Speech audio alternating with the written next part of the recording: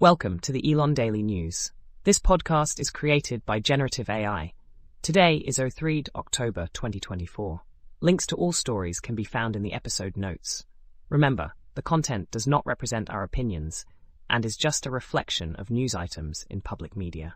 Elon Musk recently celebrated a legal victory as a lawsuit concerning Tesla's self-driving technology claims was dismissed. The court ruled that Musk's statements were mere corporate puffery, meaning they were exaggerated and not meant to be taken seriously by investors. This decision has sparked discussions about corporate communications and investor expectations, with some shareholders considering an appeal. A federal judge has temporarily blocked California's new AI law, AB 2839, which aimed to regulate AI-generated deepfakes. This law was challenged after a deepfake involving Vice President Kamala Harris was reposted by Elon Musk.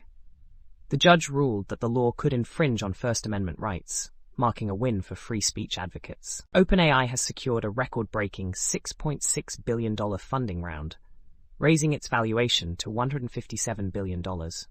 Elon Musk, a co-founder, has criticized OpenAI's shift from a non-profit to a for-profit model, arguing it strays from its original mission. The funding round's notable absences, like Apple, have raised questions about OpenAI's future and its commitment to ethical AI development. Elon Musk's role as a geopolitical figure has evolved since acquiring Twitter, now X, in 2022. The article suggests Musk has shifted from a profit-driven entrepreneur to a propagandist aligned with authoritarian regimes, particularly Russia. His social media platform is seen as amplifying pro-Russian sentiments, raising concerns about his influence on global narratives and potential political ambitions. That's all for today's episode of the Elon Daily News. We hope you found these insights into the world of Elon Musk and his ventures informative. Be sure to check the episode notes for links to all the stories discussed.